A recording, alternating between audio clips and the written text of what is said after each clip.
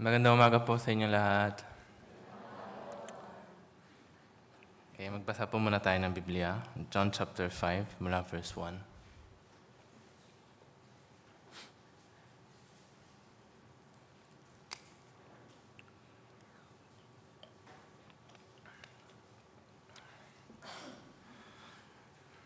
Basahin ko po.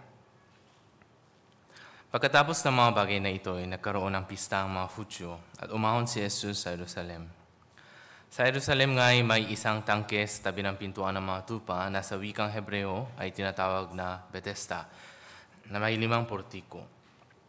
Sa mga ito ay naghandusay ang marami sa kanilang mga may sakit, mga bulag, mga pilay, mga natutuyo.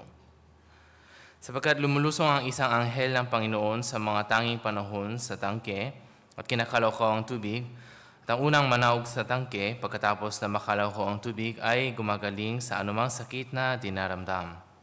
At naroon ang isang lalaki na may 38 taon nang may sakit.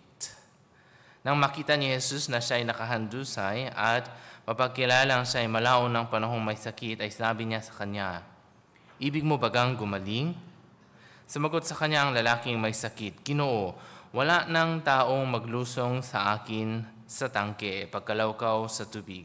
Tatapat samantalang ako ay naparoroon ay nakalusong na muna ang iba bago ako." Sinabi sa kanya ni Jesus, "Magtindig ka, buhatin mo ang iyong higaan at lumakad ka."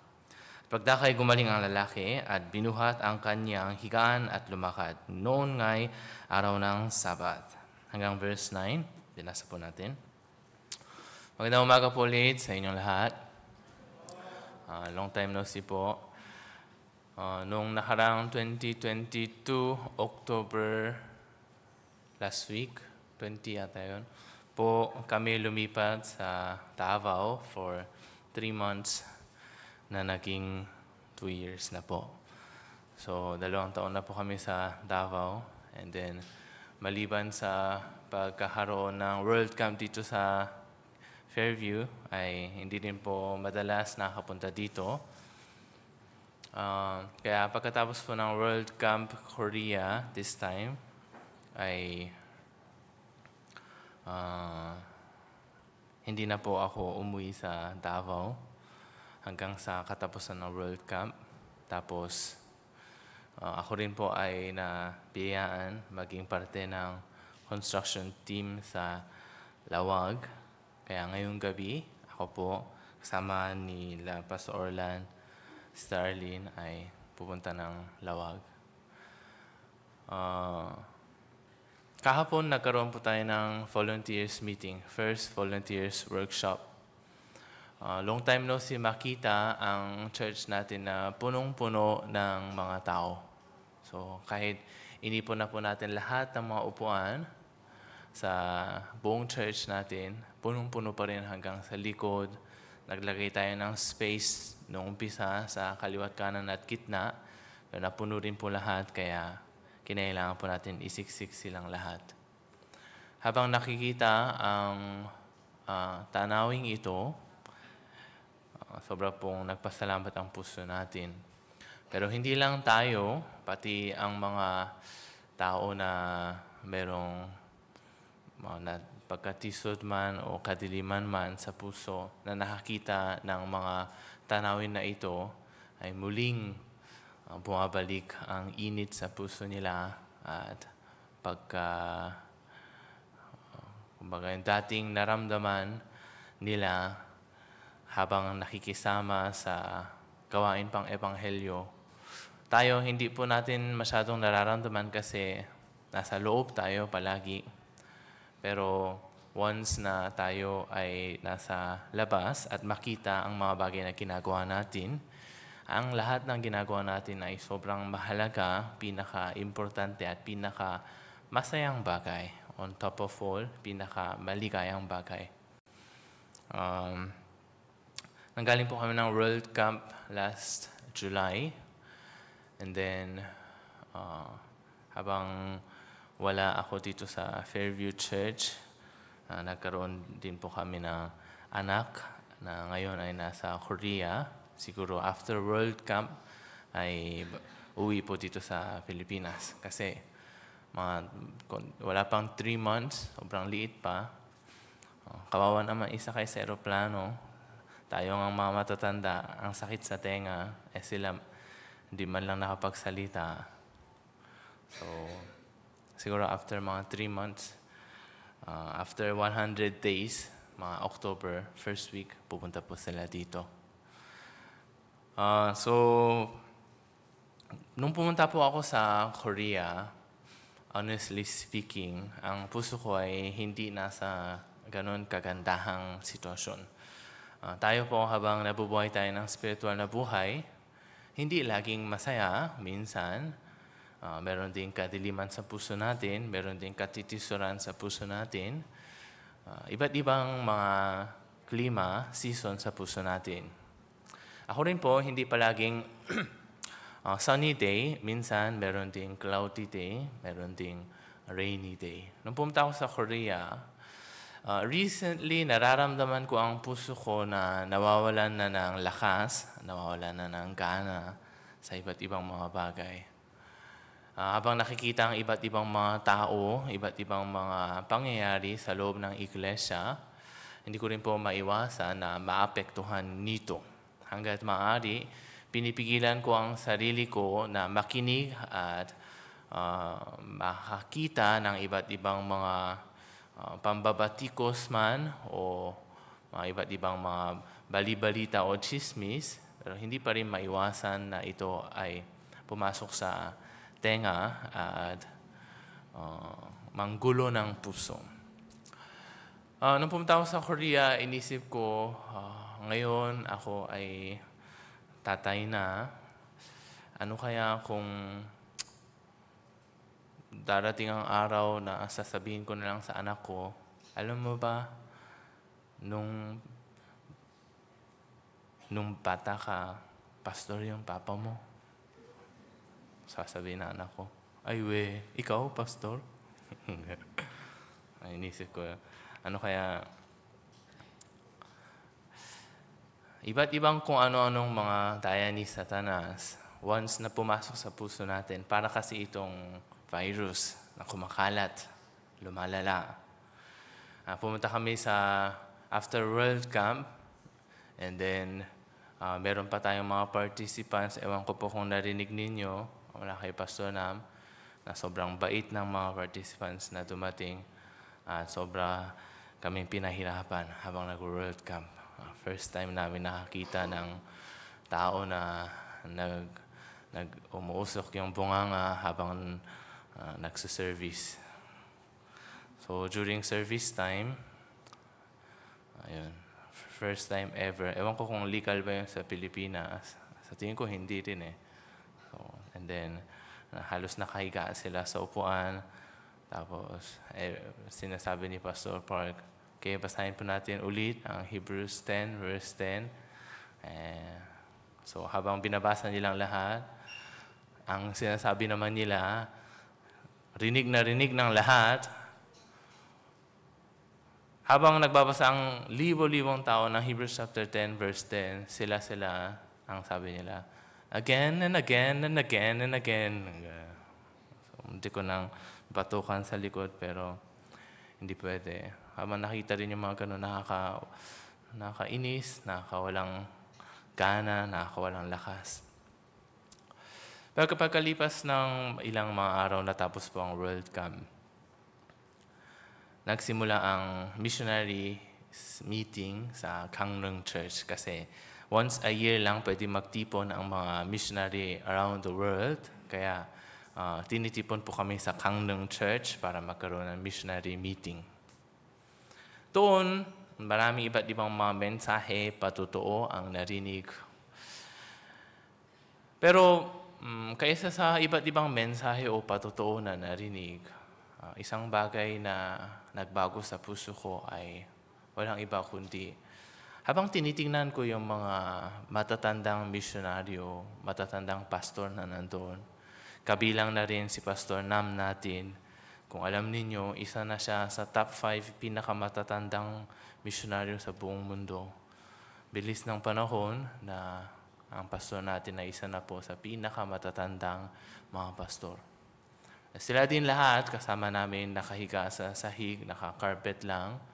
And then, sa ganito kalaking hall, mahigit 130 na mga misyonaryo ay walang kahit anong special. Lahat ay nakahiga sa sahig na tutulog.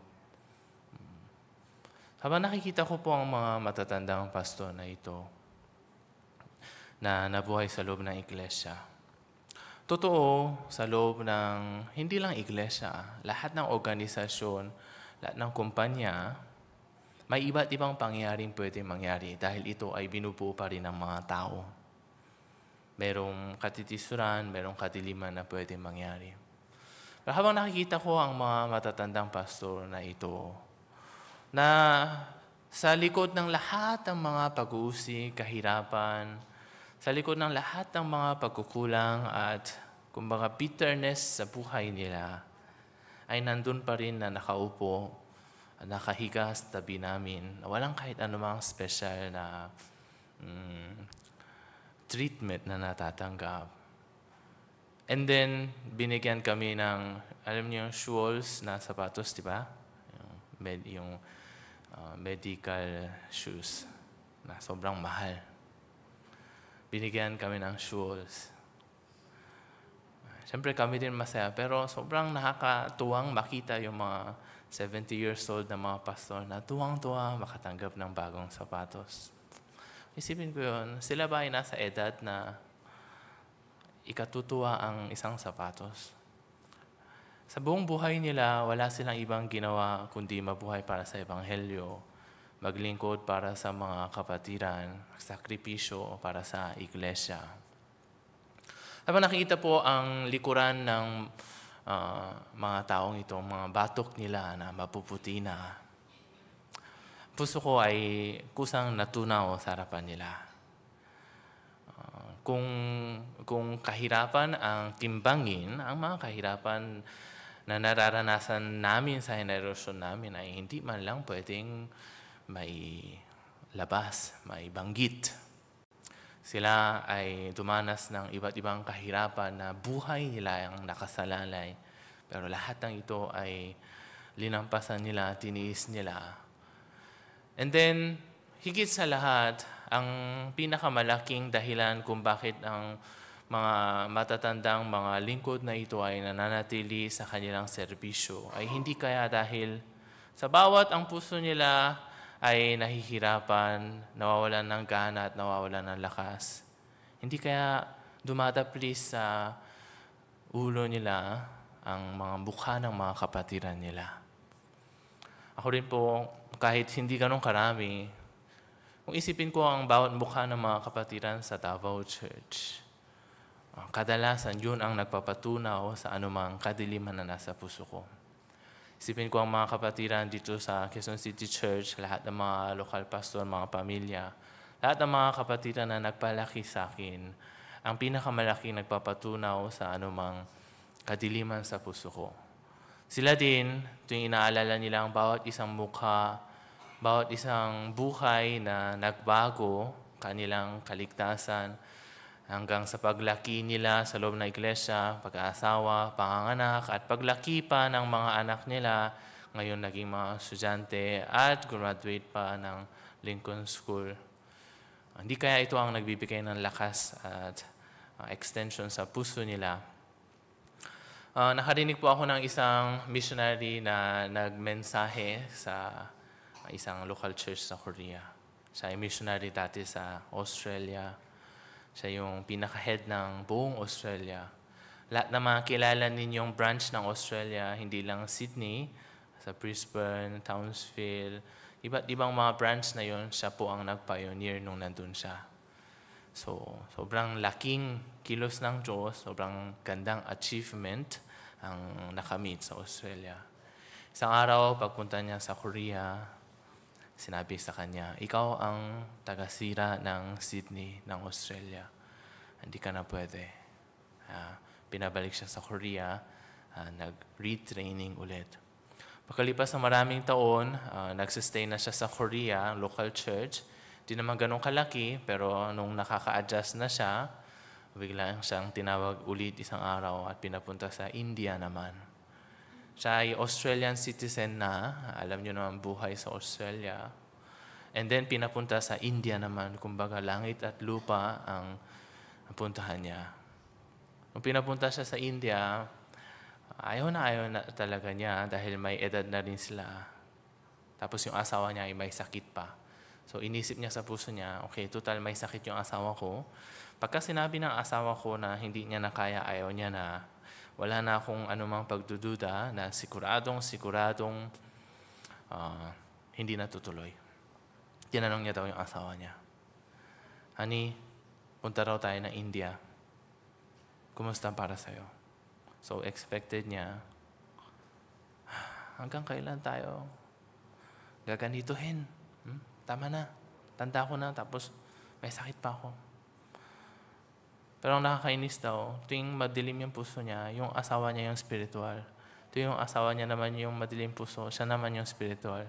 Sabi ng asawa niya, pag sinuko tayo ng iglesia, pag sinabi ng lingkod ng Diyos, kailangan pumunta. Ha? Sa sitwasyon mong yan, sa lagay mong yan, pumunta tayo. Kaya more than 50s, pumunta po sila sa India. And then sa India, pinunta sila sa New Delhi. Alam niyo yung capital city ng India ay New Delhi. Doon din, sobrang lakas ng kilos. 12 local church ang naitayo niya sa loob ng 5 taon. 12 local church. Hindi po ba maganda yon? Maraming mga missionary student, maraming mga pastor graduate. Hanggang sa pina-in-charge sa kanya ang isang region ng Orissa. Yun din yung isa sa pinaka-main region. Kasi yung India sa sobrang laki, nahati din sila sa parang kontinente. So hindi lang sa capital city, pati sa Orissa. So malaking 2 kontinente na niya yung hawak niya. Tapos doon na naman, nag-pioneer na naman siya ng maraming mga local church. Ang pagkaalam ko, halos 100 yung local church nila doon. Tapos pagkatapos ng isang araw, tinawag siya ulit sa Korea at sinabi, ikaw ang sumisira sa Orissa. Sobra daw siyang pinagalitan. Habang nagte-training siya sa Korea, ang pinaka nagpapahirap daw sa puso niya, sobra daw siyang nahihirapan dahil hindi niya daw makilala ang kasalanan niya. Anong kasalanan ko? Mula high school, buong buhay ko, naglingkod para sa Ebanghelyo. Nag-mission ako mula pagkabinata. Doon na lumaki, pinanganak mga anak ko. Iba na ang lahi namin, iba na ang citizenship namin. Hindi man lang kami makakuha ng insurance, makapunta sa ospital sa Korea kasi Australian na kami tulad ni Pastor Hayong, di ba? Tapos sa edad na ito, pumunta kami sa India. Wala akong ibang ginawa kundi mga rin na Ebanghelyo, mag-pioneer ng maraming local church. At the end of the day, ano kaya ang kasalanan ko? Yun daw yung sobrang hirap. Habang nakikita yung ganitong, naririnig yung patotoo ng pastor na yun, kusang napapatikom yung bibig ko.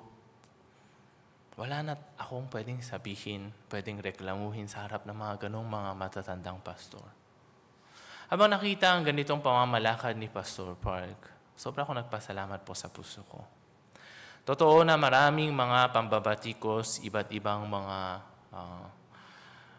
chismis ang kumakalat sa mundong ito. Dahil sa kalapitan ng pagdating ni Jesus din, si Satanas ay malakas na kumikilos.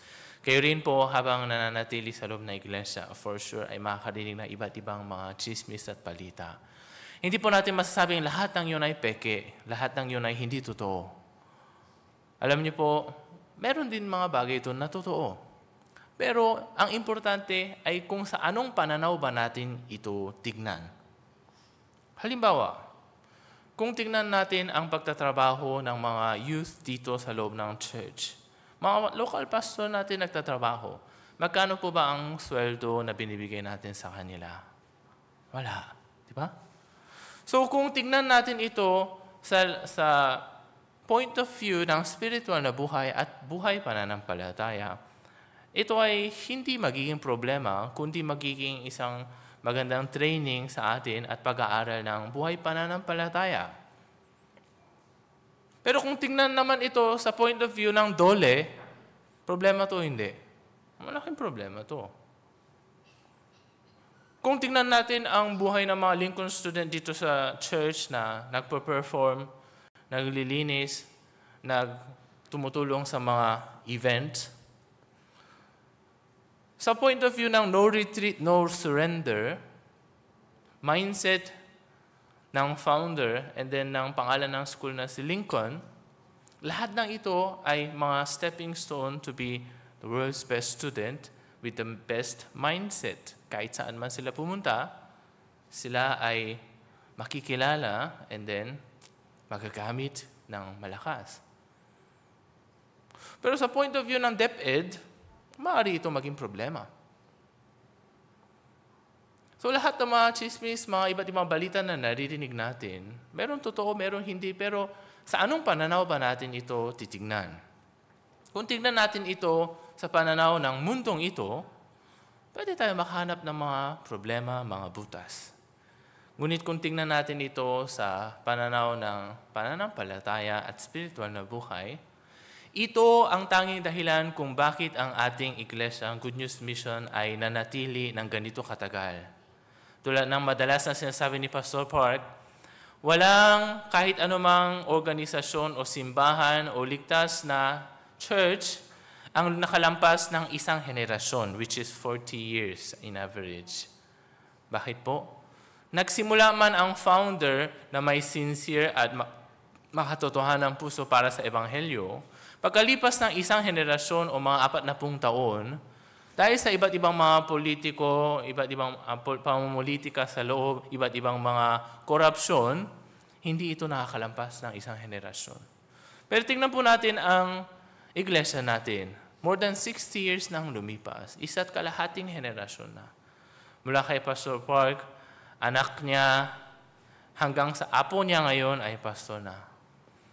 Sa Pastor Nam, mga anak niya, kami, 3 henerasyon na sa totoo ang nagpapatuloy sa iglesyang ito. Ano po ba ang ating armas? Itong buhay pananampalataya na itinuro sa atin ng lingkod ng Diyos. Kung tingnan sa pananaw ng mundong ito, sa flow ng mundong ito, ay isang bagay na hindi pwedeng maintindihan. Pero sana mga kapatiran, tingnan po natin ito sa gamit ng mata ng Diyos. Mata ng nagnanais, ingatan ang ebanghelyong ito. Itong ebanghelyong ito, paglipas ng maraming panahon, sana dumating na si Jesus habang kasama natin ang lingkod ng Diyos. Kung hindi man, itong ebanghelyo din ay muling lalabo at muling malilipat sa iba. Bago mangyari yun, kaya si Pastor Park ay nag-aral ng mabuti sa history of the church. Kilala niyo si Pastor Ihan Gyu, di ba? Ihan Gyu, yung nagtuturo ng history, church history. Kung alam niyo lang, lahat ng mga tinuturo niya ay tinuturo ni Pastor Park dati, nanggaling kay Pastor Park. Lahat ng mga libro na binabasa niya for reference ay mga binasa din ni Pastor Park dati. Ngayon, sa katandaan ni Pastor Park, mukhang naulyanin na siya, mukhang paulit-ulit yung sinasabi niya. Pero sa buong Good News Mission natin, siya ang may pinakamaraming kaalaman, hindi lang sa Biblia, kundi sa kasaysayan din ng Kristyanismo. Kaya mas nalalaman niya ng mabuti kung gaano ka-importante ang pag-iingat ng Ebanghelyo, pag-iingat ng iglesyang ito. At para maingatan ng Ebanghelyo, para maingatan ng iglesia, ang pinaka-importante kailangan ingatan ay ang mga pastor. Dahil once na ang maging mga pastor ay makurap, lumihis sa kanilang original na motibo, ang iglesia ay mabilis na babagsak. Kaya habang nasa Korea po ako, nakikita ko ang mga pastor na ito. Puso ko ay natunaw, then bigyan muli ng bagong lakas habang inaalala ko ang mga mukha ng mga kapatiran namin sa Davao. Muli pong nagkaroon ng lakas ang puso ko. Sa paghahanda din ng World Camp, marami rin pong mga kahirapan ang pwedeng tumating, iba't ibang away o conflict. pwedeng mangyari sa puso natin. Pero sana po, sa ilalim ng puso natin, lagi natin isipin ang puso ng Diyos. Ano ba ang layunin ng Diyos? Ano ba ang puso ng Diyos para sa atin ngayon? Ngayong araw, binasa po natin ang John chapter 5 tungkol sa lalaking may sakit ng 38 taon. Madalas na po natin ito naririnig tungkol sa, and then iba't ibang iba't ibang mga point ang pwedeng i-emphasize dito. Pero para sa akin naman po, simula last month, ito po ang paulit-ulit kong iniisip, and then binubulay-bulay, and then paulit-ulit din sinasalita. Madali pong magkwento ng bagong topic, pero sa totoo bilang tagapagsalita, mas mahirap magkwento ng parehong topic. Kaya ang ginagawa ni Pastor Park sa totoo ay sobrang amazing na bagay. Pwede namin gayahin, pero hindi namin kaya yung ganun ginagawa tulad ni Pastor Park na paulit-ulit talaga. Bakit po ba? May mga nagre-reklamo daw, bakit si Pastor Park paulit-ulit? Kaya meron daw nagsabi after World Camp sa isang participant, sige nga, kung paulit-ulit, try mong i-memorize yung Hebrews chapter 10, verse 10. Ang problema, walang kahit isa ang nakamemorize. Malaking problema to. Kung paulit-ulit, dapat ma-memorize. Diba? Pinamemorize na mismo ni Pastor Park. Okay, i-memorize po natin ilang beses niya pinaulit-ulit. And then nagbigay pa ng oras para ma-memorize. Pero hindi pala pumapasok sa tenga ng mga tao sa panahon na ito. Kahit gano'n ka-ulit-ulit sabihin, hindi pala pumapasok. Paano pa kaya kung isang beses lang sabihin? Walang pumapasok. Meron pinapasukan, pero halos lahat hindi. Sa bagong strategy na ito, ewan ko kung anong magiging epekto. Pero itong John chapter 5 din po ay nanggaling sa kanya. Nung nagkaroon ng summer retreat sa Korea, binensahe po ni Pastor. Dito sa John chapter 5 pala, ang pinaka naiwan po sa puso ko ay ang tanong ni Jesus sa verse 6. Sabi ni Jesus sa John chapter 5 verse 6, nang makita ni Jesus na siya'y nakahandusay at mapagkilalang siya'y malaon ng panahong may sakit, ay sinabi niya sa kanya, ibig mo bagang gumaling? And then sinabi ng may sakit.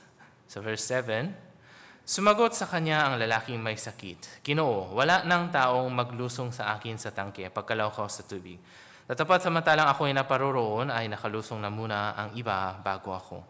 Verse 8, sinabi sa kanya ni Jesus, magtindig ka, buhatin mo ang iyong higaan at lumakad ka. Dito, si Jesus ay nagtanong sa may sakit, ibig mo bagang gumaling? Itong sentence na ito ang naiwan sa puso ko.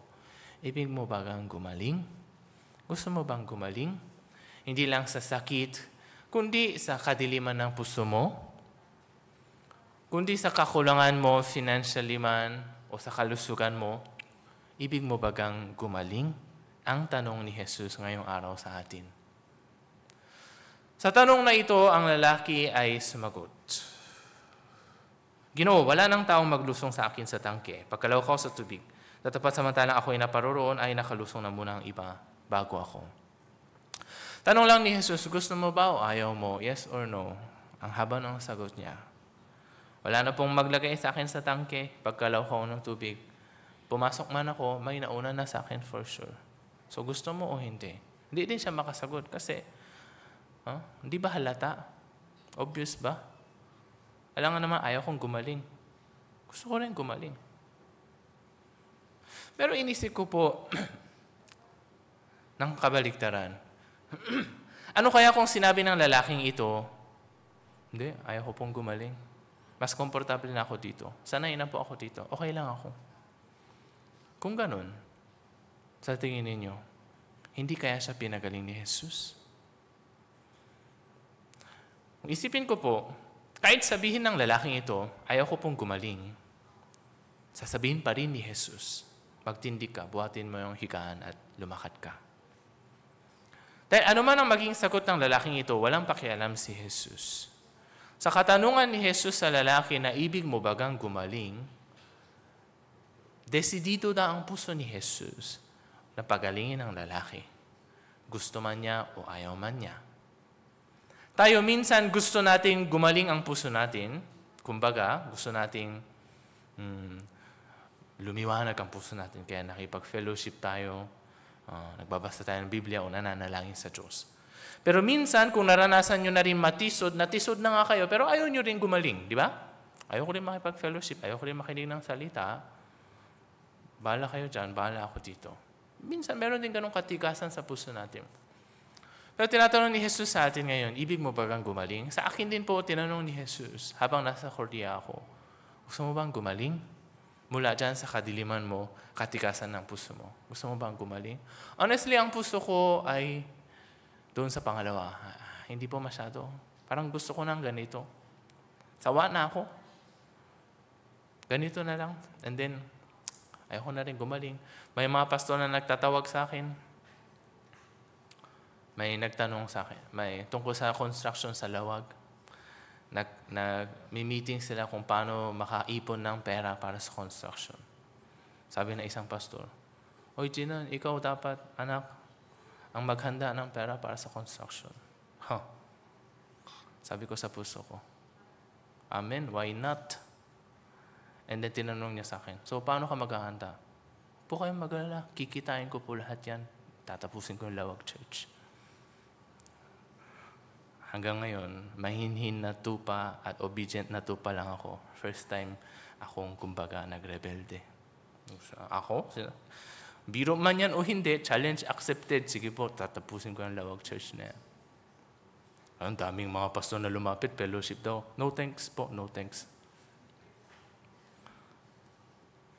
Ibig mo ba kang gumaling? No thanks. Pero sabi ni Jesus, magtindig ka, buhatin mo yung higana at lumakad ka. Importante po ang puso ni Jesus sa atin. Tayo, pwedeng maging ganito, pwedeng maging ganyan ang puso natin. Pero ang puso ng Diyos para sa atin, ni minsan ay hindi nagbabago. Nung tinanong niya sa atin, ibig mo bang gumaling, nakapaloob na po dito ang pagkadesidido niyang pagalingin tayo at siyempre, ang kapangyarihan para pagalingin tayo, ang paraan para pagalingin tayo ay lahat nakahanda na. Tayo, ang puso natin ay laging nagbabago.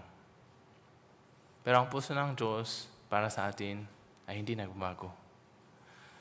This time, nakatanggap din po ako ng fellowship tungkol sa puso ng Diyos, tungkol sa biyaya. Tungkol sa biyaya, madalas natin binabanggit sa biyaya tayo naligtas, tayo ay nabiyayaan. Pero hindi po natin namamalayan, ang biyaya para sa atin ay nagiging parang sahod na lang. Parang kapalit na lang ng serbisyo na ginawa natin o anumang gawa na ginawa natin. Ano po ba ang biyaya? Ang biyaya ay grace. Biyaya. Ibig sabihin ng biyaya, ibinibigay na walang bayad. Biyaya. Ang biyaya, walang bayad, walang kapalit. Yun ang biyaya. Pero sa spiritual na buhay natin, tayo muli ay dinadaya ni Satanas upang ituring ang biyaya bilang something na pwede lang matanggap ng isang taong mapagkumbaba, mababa ang puso, masunurin, nagbabasa ng Biblia, magandang achievement, umaten lagi sa church, ang nabibiyahan. And then kung kabaliktaran naman ang puso, mataas ang puso mo, arugante ka kasi, pag mataas ang puso, hindi pwedeng mabiyayaan. Siguro narinig na natin ito kahit minsan sa loob ng iglesia. Pag mataas ang puso, hindi ka mabibiyayaan. Arugante ka, hindi ka mabibiyayaan. Pero parang kakaiba pa lang salitang ito. Kung mataas ang puso, ang taong mataas ang puso kaya ay pwedeng mabiyayaan o hindi? Hindi pwede kasi nga mataas ang puso. Mayabang nga. Pero Kung ganon ang biyaya, hindi na dapat biyaya ang tawag dito. Dapat, sweldo ang tawag dito. Dapat, sahod, gantimpala, o komisyon ang tawag dito. Kung mataas ang puso mo, wala kang komisyon. Makes sense. Wala kang sweldo. Kung pangit ang achievement mo, di ba, sa kumpanya, wala kang komisyon. Yun, tama yun. Pero pag sinabing, kung mataas ang puso mo, wala kang 13-month bonus, hindi masyadong tama yun. Kasi yun ay karapatan mo. Ano man ang performance mo sa kumpanya, yun ay ibinibigay sa'yo. Iba yun sa sweldo na ginawa mo. Ang 13-month bonus ay binibigay sa'yo na walang kahit anong kinalaman sa achievement o performance mo. Madalas, inisip ko sa harapan ng Diyos ang sarili ko bilang someone na kailangan magsilbi sa Diyos, maglingkod sa Diyos, manalangin na mabuti, magsakripisyo sa harapan ng Diyos para makatanggap ng biyaya. Pero kung isipin pala natin ang definition ng biyaya, fundamentally, ang taong mataas man ang puso, mababa man ang puso, ay pwede makatanggap ng biyaya. Dahil yun ay biyaya. Walang bayad, walang kapalit na ibinibigay ng Diyos. Kailangan po natin laging alalahanin ang puso ng Diyos, ang pananaw ng Diyos para sa atin. Tayong mga tao, kung mayabang siya, kung nakainis siya, hindi natin siya pwedeng bigyan ng regalo. Regalo yun, hindi biyaya. Ang biyaya ay isang bagay na ibinibigay na walang kapalit, walang kondisyon, walang bayad. Ang Diyos ay Diyos ng biyaya. Tanging puso niya ay gusto niyang buhusan tayo ng biyaya at pag-ibig niya. Ang biyaya at pag-ibig ng Diyos ay ibinibigay niya sa atin ng walang anumang kapalit at bayad. Pero pwedeng mangyari ang iba't ibang trahedya at problema sa buhay natin. Pero hindi yon dahil sa anumang kondisyon ng Diyos. Sa tamang panahon, ang Diyos ay nagpapahintulot sa atin makaranas ng iba't ibang trahedya o kasarinlan sa buhay natin para sa mas malaking kalooban niya. Ngunit hindi ito dahil sa anumang kondisyon natin. Yun po ang dapat natin alalahanin. Madalas, pagka natitisod ang puso natin, nagkakaroon tayo ng takot na baka hindi na tayo mabiyayaan. Baka kalimutan tayo ng Diyos, baka magalit ang Diyos sa atin. Recently, nagkaroon din po ako ng anak. After 3 years, sa ika-4 na taon ng aming kasal, sa wakas, nagkaroon kami ng anak. Ako rin po ay after 3 years, pinanganak. And then, pati yung anak ko after 3 years, pinanganak. Bago pa lang. Ilang araw ko pa lang siya kasama. Pero habang nakikita ko ang sanggol na ito, kakaiba na merong bagong puso ang umusbong mula sa puso ko. Siyempre, kung marinig ng mga lolo't lola dito at mga magulang ng mga maraming anak, nakakatawa pa siguro, ako rin, naramdaman ko na binibigyan ako ng Diyos ng puso ng isang ama, puso ng magulang. Habang nakita ang sanggol na ito, nung nasa tiyan pa siya, nung kakakasal pa lang namin, parang meron akong wish, sana hindi ko kamukha. Yun yung wish ko. Kasi, sana hindi ko kamukha. Yun talaga yung wish ko. Tapos, nung matagal na kaming hindi nagkakaroon ng anak, sumunod na wish ko, sana magkaanak lang kami. And then, nung nagkaroon na kami ng anak, habang lumalaki yung tiyan, sana lahat ng mga iba, sana pogi, ganun, wala na lahat. Sana normal lang, normal. Okay? 5 daliri sa kamay, 2 kamay, and then paa. And then habang malapit nang lumabas yung anak, last wish, sana buhay. Yun lang. And then nung lumabas, nakakatuwa din yung mga nurse. Una nilang ginagawin nila, hindi po, ngongo. Binibilang nila 1, 2, 3, 5, 1, 2, 3, 5. Ginagawa nila yung paa, pinapakita nila. 5 po yung kamay. Tapos lahat sinecheck nila, maayos po. Habang tinitingnan ko yun, sobrang akong nagpasalamat. Wala na akong pakialam kung sino kamukha niya, kung pangit ba siya o pogi siya. Basta buhay. And then, habang lumalaki and then nagmumukha ng tao konti-konti mula sa mukhang unggoy, di ba? So, mukhang unggoy pa simula. Tapos nagmumukhang tao na konti-konti. Kasi sinasabi ng mga tao, kamukha mo, kamukha niya. Wala akong pakialam. Basta buhay. Habang nakita ko tong batang ito, pero himala, yung mga nakakita po sa akin nung bata ako, alam niyo kung gaano ako kaiyakin dati. Ang pagkaalala ko, si Pastor Bobby yung pinakabiktima. Nung nasa Baguio po kami, hanggang grade 3, grade 4 po ako noon. Grade 3, grade 4, nagsisesory na dapat. Araw-araw pa po akong umiiyak noon. Pero itong batang to, hindi masyadong umiiyak. Salamat sa Diyos. Pero kahit umiiyak siya, sa ngayon, alam ko po na ang puso ng magulang, ganun sa umpisa, pero habang lumalaki, dumadami expectation, no? Sana ganito ka, mag-aral ka ng mabuti, kumain ka ng mabuti, maglinis ka ng kwarto mo, and then, mga ganun. Pero sa ngayon, habang nakita ko tong batang ito, unconditionally, mahal ko siya.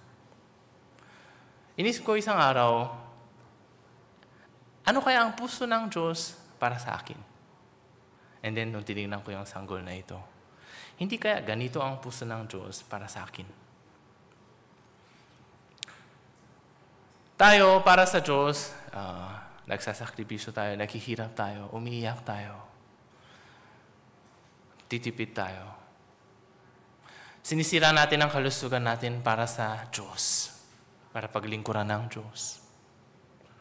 Kung ganon, sa panig ng Diyos, habang tinatanggap niya ang dugo at pawis natin, ano kayang sasabihin ng Diyos? Salamat sa dugo mo. Salamat sa pawis mo. Alam mo, paborito ko yan, yung paghihirap mo, yung pagnanasa mo, yung sakripisyo mo, yan ang energy ko. Ganon kaya ang Diyos. Alam niyo ba kung ano ang pinaka-arroganteng bagay? Ang pinaka-arroganteng puso ay ang puso na nag-iisip na pwede nating anuhin ang Diyos. Gets nyo? Pwede nating anuhin ang Diyos. Sa anumang gawa natin, pwede natin paligayahin ang Diyos, pasaganahin ang Diyos, pahirapin ang Diyos. Ano ay nonsense na puso? Ano magagawa natin sa Diyos na naglikha ng sanglibutang ito? Dahil sa pawis natin, mabubusog siya. Pag meron tayong ihinandog sa Kanya, matutuwa siya and then mabubusog siya and then mag-enjoy siya. Ano kaya ang puso ng Diyos para sa akin?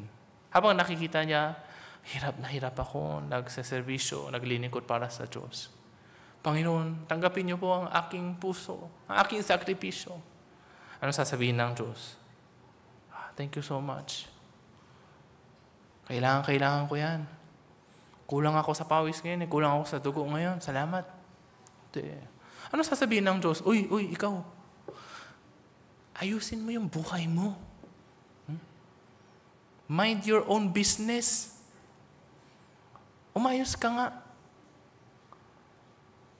Anong pakinabang ko sa'yo? Ako ang tagabigay sa'yo, hindi ikaw ang tagabigay sa akin. Ano kaya ang sasabihin ng Diyos sa atin? Habang yung buhay natin ay nahihirapan. Panginoon, pasensya na po, ito lang po pwede ko maibig. Uy, anong gagawin ko dyan? Pang renovation ng langit? Kulang ako ng pera dito? Huwag kayong malito ha. Baka mula next week, wala nang laman yung money box. Wala nang ang laman. Nakita nyo naman kung gaano kalakas yung power ninyo nung nagsama-sama, di ba? Last week, isang bagsakan lang yun ha. Nabayaran sana yung isang kuryente natin, isang buwan. Anyway, nasa puso ng Diyos. Gusto ko, masaya ka. Gusto ko, malusog ka. Gusto ko, happy ka. Ito lang ang puso ng Diyos para sa atin. Amen po ba? tayo, kaligayahan natin, kalusugan natin, lahat ng nasa atin, tinatapon natin na, akala natin kung itapon natin yun ay papaligayahin natin ng Diyos. Hindi ganoon. Pinapalungkot natin ng Diyos. Ang gusto ng Diyos, masaya tayo. Kung makita ko yung anak ko, yung sanggol, nagfa-fasting siya, hindi na po kain, once a day lang po ako dedede para hindi mahirapan si nanay. And then yung tayo po, once in 3 days na lang para hindi sayang sa diaper. And then paliguan niyo ako once a week, hindi naman po ako lumalabas eh. Ano sasabihin ko? Oh, grabe, ang bait naman ng sanggol na to. Ganon? Hindi. Magulat ako, may sinapian ba to ng matanda? Hindi pwede. Ano ba ang pinaka-good job ng isang sanggol? Kumain ng mabuti, matulog ng mabuti, tumain ng mabuti, umiyak ng malakas. Ang pinaka-good job ng isang sanggol. Tatay, ito po. Ano yan? Buhok ko po. Binunot ko para sa inyo. Mukhang kulang yung sa inyo eh. Kasi naglalagas yung buhok niya nowadays eh. Sabihin ko, thank you. Hindi.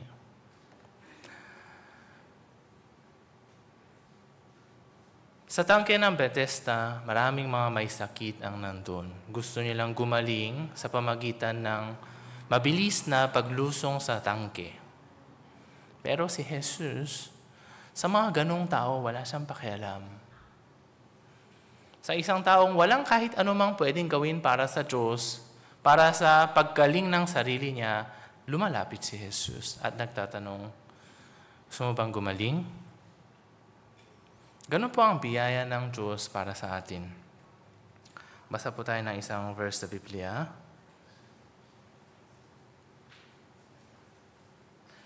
Sa Santiago, chapter 4, verse 6. James, chapter 4, verse 6.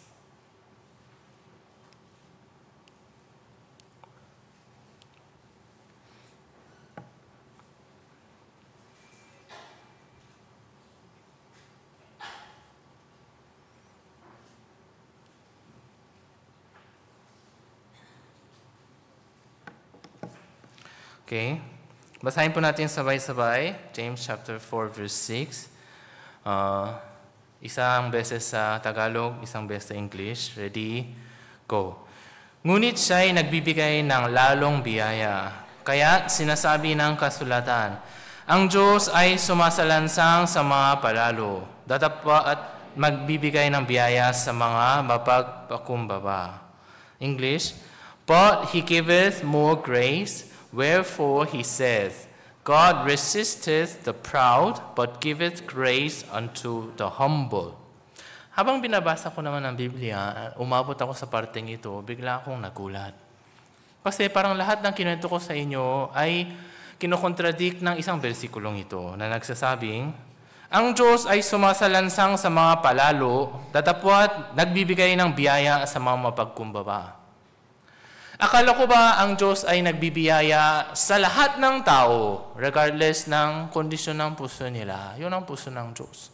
Pero bakit sabi dito, ang Diyos ay sumasalansang sa mga palalo? Ano po ba ang palalo? Yung arrogante, yung proud. Yung mataas yung puso. At nagbibigay ng biyaya sa mga mapagpakumbaba. Kaya agad akong nagtanong sa isang pastor, Pastor, sinend ko ang verse na ito, hindi po ba ang biyaya ay pwede rin matanggap ng palalo? Bakit dito sa mapagkumbaba lang daw ang biyaya at ang palalo ay kumbaga paparusahan ng Diyos, sa salansangin ng Diyos? And then pagkalipas ng isang araw, siya nag-reply. Ang palalo sa harapan ng Diyos ay walang iba kundi ang mga taong nararapat, karapat-dapat mabiyayaan. Ngunit nagtuturing sa sarili nila ng kusa na tila hindi sila pwedeng mabiyayaan. Naintindihan niyo po ba? Tayo ay mga taong karapat-dapat o hindi mabiyayaan. Karapat-dapat mabiyayaan. Ang Diyos na nagligtas sa atin, against our will, whether we like it or not, lahat ng kasalanan natin ay inilipat ng Diyos kay Jesus. At tinubos niya na walang anumang kondisyon. Lahat ng tao, karapat-dapat sa biyaya. Pero habang nabubuhay tayo, ang puso natin ay tumataas, naging arogante sa pamagitan ng ano? Ang aroganteng puso ay ang tao na nagbabaliwala sa puso ng Ama. Nagbabaliwala sa puso ng Diyos. Kahit tayo ay mga tao, nagigil ang Diyos biyayaan. Tayo ang kusang humaharang nito at nagtuturing sa sarili natin na tila tayo ay mga taong hindi karapat-dapat. Maraming iba't ibang mga ganitong characters sa Biblia. Isa na dito ay si Mephibosheth, ang anak ni Jonathan, best friend ni David. Si Mephibosheth na apo ni Haring Saul. Si Mephibosheth ay pilay. Di ko alam kung bakit, pero ayaw na ayaw ni David ng pilay. Mula pagkabata, na brainwash si Mephibosheth na ingatan si David dahil siya ay mortal enemy ng pamilya ni Saul. Isang araw siya ay nabiyaan, hinanap ni David at pinanatili sa bahay niya, pinakain sa mesa niya habang kumakain. Sabay sila kumakain. Walang anumang kondisyon dahil yun yung pangako ni David at ni Jonathan. Yun ang puso ng Ama. Ang turing niya kay Mephibosheth ay isa sa kanyang mga anak. Walang anumang kondisyon. Ayaw niya sa pilay, pero kung anak niya ay pilay, gusto niya. Kasi anak niya. Nang si David ay karoon ng kudeta, tumakas siya sa kanyang palasyo. Matagal na panahon siya ay tumakas at isang araw, umuwi siya sa palasyo. Pag-uwi niya sa palasyo, sinalubong siya ni Mephibosheth. Tanong ni David, anak, ba't hindi ka sumama? Sabi ni Mephibosheth, ganito po kasi. Sabi ni David, uy, Mephibosheth, bakit mo kinukwento ang bagay mo? Bakit mo sinasalita ang bagay mo? Ano yung sabihin nun? Dami mong salita. Di naman yan ang importante para sa akin. Ikaw ay anak ko na.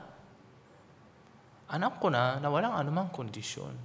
Dahil ikaw ay anak ko na, wala nang kahit anong kondisyon kita mamahalin at bibiyayaan. Pero si Mephibosheth, kahit anak na siya, minsan-minsan, umuusbong pa rin ang kapalaluan niya na nagtuturing sa sarili niya, hindi pa rin karapat-dapat. Tingnan po natin sandali. 2 Samuel chapter 19, verse 24. 2 Samuel chapter 19, verse 24. Basahin ko na lang po, sundan nyo sa mata ninyo, mahaba konti.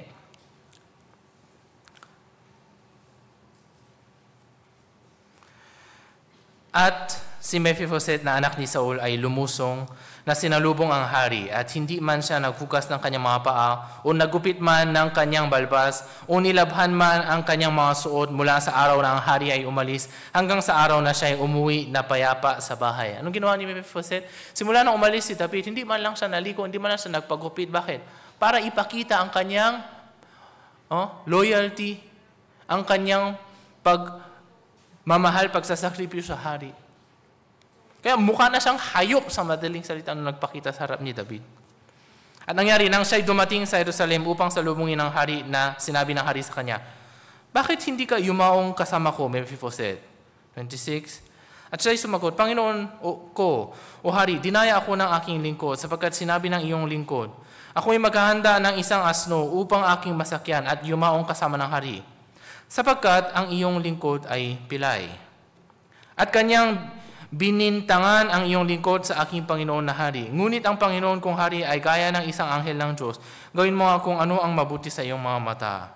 Sapagkat ang buong sangbahayan ng aking ama ay mga patay na lalaki lamang sa harap ng Panginoon kong hari.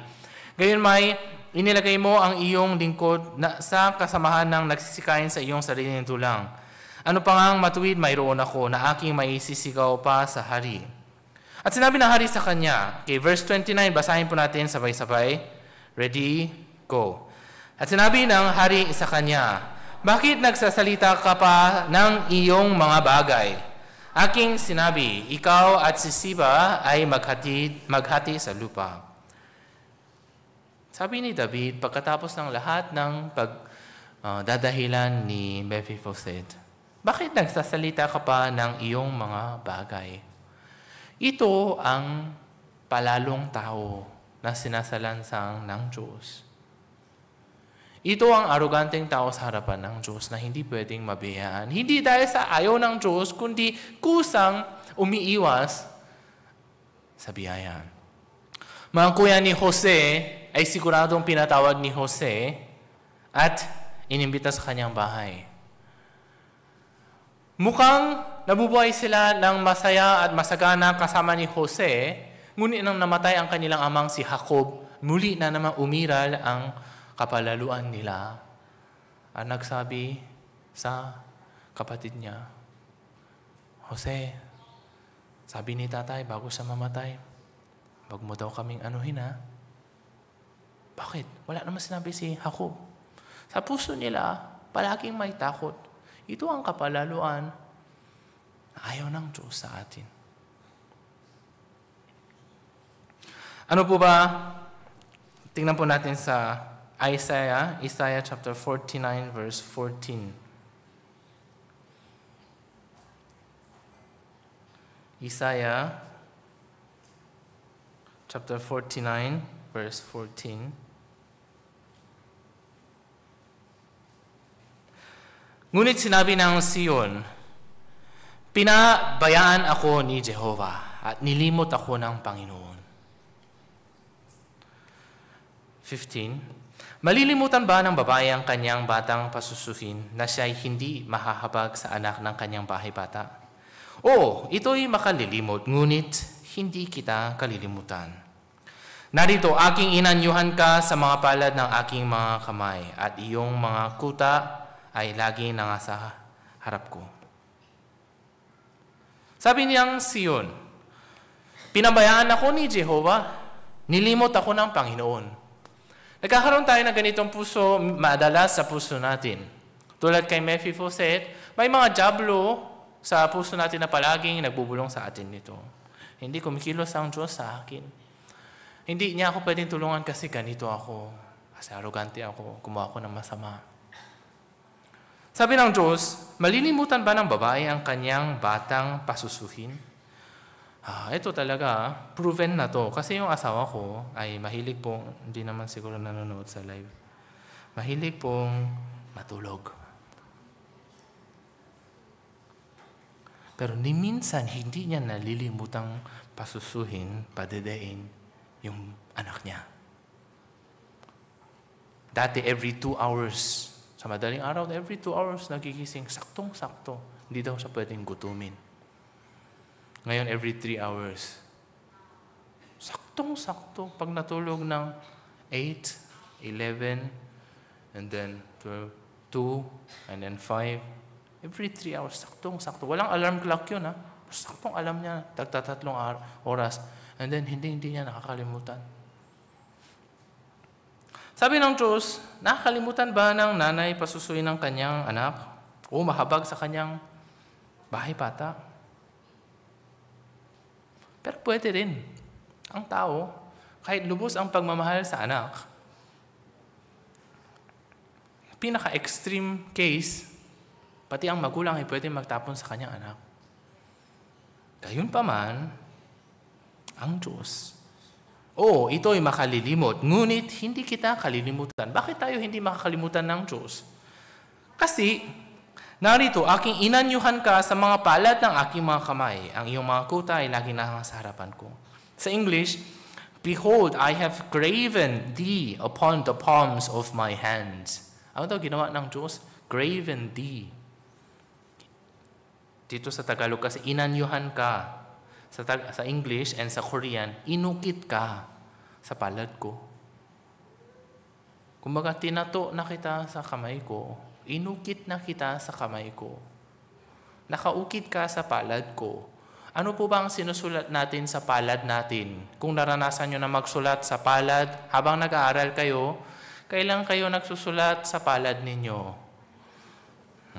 Sa oras na kailangan ninyong maalala ang hindi ninyo pwedeng makalimutan, di ba? Tuwing may exam, laging may sulat ang palad natin. Bakit po ba sa palad isinulat ng Diyos tayo? Lagi niyang gustong tignan, ayaw niyang makalimutan. Ito ang puso ng Diyos para sa atin. Ano ang sinabi na sa atin? Magagalak kayong palagi, manalangin ng walang patid. Tingnan po natin sa verse 1 Thessalonians chapter 5 naman. 1 Thessalonians chapter 5, verse 16.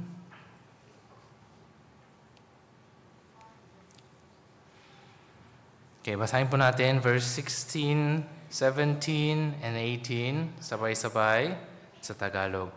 Ready? Go. Mga galak kayong lagi, magsipanalangin kayong walang patid. Sa lahat ng mga bagay ay magpasalamat kayo sapagkat ito ang kalooban ng Diyos kay Kristo tungkol sa inyo. Ano daw po ba ang kalooban ng Diyos kay Kristo tungkol sa atin?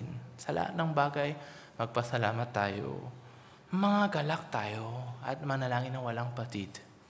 Ang kalooban ng Diyos para sa atin ay ang kagalakan natin, kaligayahan natin. At ito ay ibinibigay ng Diyos sa atin ng walang anumang bayad at kapalit. Ngunit si Satanas ay nandaraya sa atin upang ituring natin ang biyaya ng Diyos bilang something na matatanggap lang natin kapag maayos ang puso natin. Ano po ba ang maayos ang puso at ano ang hindi maayos ang puso? Ang maayos na puso ay ang puso na laging handa at laging willing tumanggap ng biyaya ng Diyos. Ang hindi magandang puso naman ay ang puso na naghahandang gumawa ng something para mabiyayaan ng Diyos. Kumbaga, ang tao, tulad ni Mephibosheth, tulad ni Judas Iscariote, tulad ng mga kuya ni Jose, na itinuturing ang Ama, ang Panginoon, bilang Diyos na nagbibiyaya ayon sa ating gawa.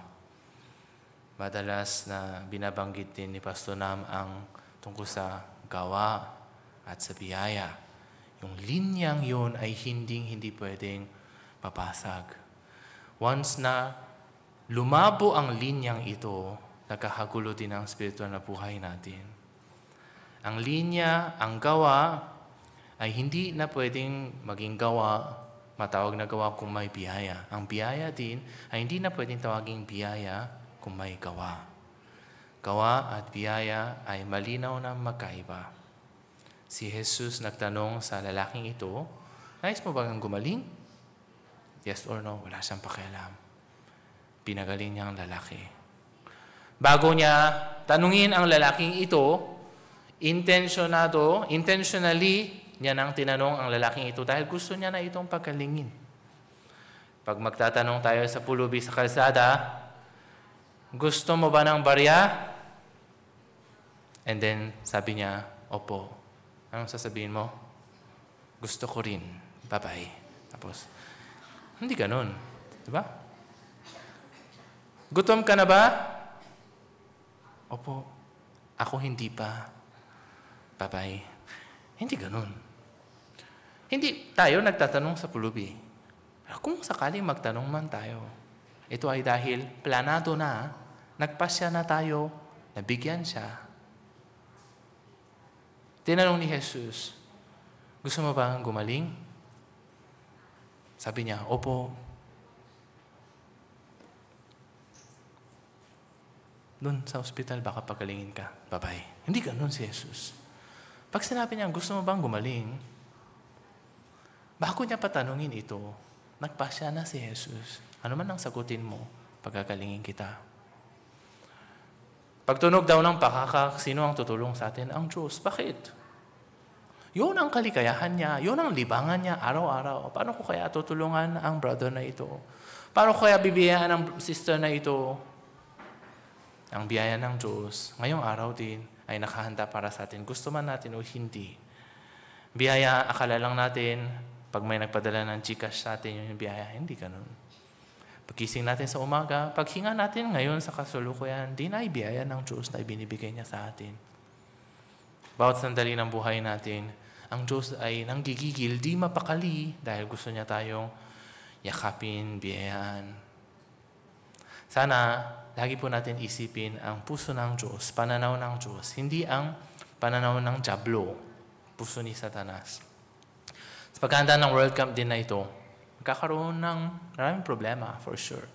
Pag dumating yung event, magkakaroon ng kakulangan, mga butas-butas. Pero ang puso ng Diyos para sa atin ay hindi magbabago. Pwede tayong pagalitan, pwede tayong masaway, pero ang puso ng Diyos para sa atin ay hindi nagbabago.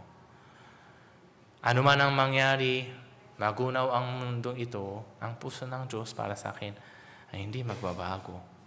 Ito sana ang paulit-ulit po nating isipin at bulay-bulayin sa puso natin. Ngayong umaga, ano ba ang puso ng Diyos para sa akin? Bakit po ba sinasabi ni Pastor Park, sleep with happiness and wake up with hope? Dahil ang Diyos ay sumasa akin, kaya ako natutulog with happiness. Sabi ng Diyos kasi, magalak palagi. And wake up with hope. Dahil alam ko na ang Diyos ay nagmamahal sa akin na magbibiyaya sa akin. Ito ba ang spiritual na buhay natin? Hindi sa gawa, hindi sa anumang achievement o accomplishment, kundi ayon sa biyaya ng Diyos. Ang taong nakakatanggap at nakakaramdam ng biyaya ng Diyos ay kusang loob magkakaroon ng pusong maglingkod sa Diyos. Naintindihan niyo yung pinagkaiba ng sequence? Tayo, naglilingkod tayo sa Diyos para mabiyayaan ng Diyos. Pero ang taong may pananampalataya na ang Diyos ay laging nagdanais magbiyaya sa Kanya at araw-araw nararamdaman ng ligaya at biyaya mula sa Diyos, kusang loob magkakaroon ng pusong maglingkod at mag-serve sa iglesia at sa Diyos. Pareho po tayo naglilingkod, nagsasakripisyo para sa iglesia. Pero ang sakripisyong ito ay hindi dapat upang mabiyayaan, kundi kusang lumalabas pagkatapos natin maramdaman ang pagmamahal at pag-ibig ng Diyos sa atin. Ang World Cup ay masayang bagay. Bakit po ba tayo nagsasakripisyo para sa World Cup? Dahil naramdaman natin ang kilos ng Diyos at pagmamahal ng Diyos kahapon sa pagpapadala ng daang-daang mga kabataan. Kusang loob, uminit ang puso natin dahil naramdaman natin ang pagmamahal ng Diyos sa atin. Nagkaroon tayo ng bagong lakas para maglingkod sa Diyos. Sana ang pagsisilbi ninyo sa iglesia, paglilingkod ninyo sa Diyos, ay hindi maging baliktad. Kadalasan baliktad, gusto natin mabiyayaan pagka may ginawa tayo para sa Diyos. Pero ang taong nananampalataya sa puso ng Diyos, mga kuya ni Jose, na nananampalataya sa puso ni Jose, kahit hindi sila sabihan, ay maghahanap sila ng trabaho na pwede nilang magawa para kay Jose dahil sa pasasalamat sa Diyos. Yun ay malugod na tinatanggap ng Diyos at masaya siya. Pero kung ito ay binibigay natin sa Diyos, mula sa sariling dugo at pawis natin, pinipika natin para lang mabiyayaan sa Diyos. Ang sasabihin ng Diyos, hoy, mind your own business. Ayusin mo muna yung buhay mo bago mo isipin yung buhay ko. Pagkatapos natin matanggap ang biyaya ng Diyos na unconditional, una sa lahat, kaligtasan. Kusang loob tayo nagkakaroon ng pusong maglingkod sa iglesia, spiritual na buhay, matuto ng pananampalataya.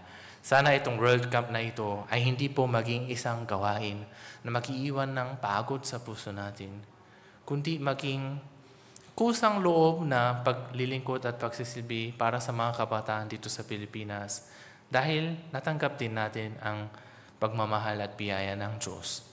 Kung ganon, ang paghahanda na ito ay hindi po magiging nakakatamad o mapilit o masakripisyo, kundi isang masayang bagay.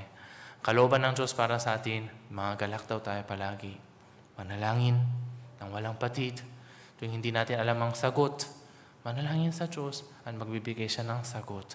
Kahanga-hangang paraan, nagbibigay ng wisdom ang Diyos para magkaroon tayo ng sagot sa mga katanungan natin sa buhay natin. Amen po ba? Hanggang dito na lang po tayo ngayong araw. Maraming salamat po sa pakikinig at manalangin po ako bago po tayo matapos. Amang Diyos, maraming salamat po. Tinanong ni Jesus ang lalaki kung nais niya pang gumaling. Sa pagtatanong na ito, nakapaloob na ang intensyon ni Jesus na nakataktang pagalingin ang lalaki. Ano man ang itsura, ano man ang sagutin, kondisyon ng lalaking ito, si Jesus ay nakatakda ng pagalingin ng lalaki. Ang World Camp din na ito, tinatanong ninyo sa amin, nais nyo bang mag-World Camp? Ano man ang kondisyon namin, sagutin namin, ang World Camp na ito ay tinakda na ng Diyos, gawing matagumpay. Nawa iparamdam ninyo sa lahat ng mga kapatiran po namin ang pag-ibig ninyo at kami ay kusang loob, maglilingkod, pupuri sa harapan ninyo. Ingatan niyo po ang inyong lingkod na nasa Korea na uwi po ngayong gabi, darating bukas na madaling araw. Ingatan niyo po ang construction namin sa Lawag. Lahat ng mga paglilingkod at pagsisilbi nila ay ginagawa nila mula sa kaligayahan at pasasalamat na natanggap mula sa Diyos. Panginoong Diyos, ingatan niyo rin po ang kanilang mga kalusugan upang walang kahit sino ang masugatan, magkasakit. Sa lahat ng mga paghahanda sa World Cup, lahat ng bagay pinapaubaya po namin sa inyo. At kami po ay nananampalataya na walang pagdududa na kayo ay magbibiyaya sa amin sa lahat ng aspeto, lahat ng paghahanda na ito. Papasalamat po kami muli at nanalangin sa pangalan ni Jesus. Amen.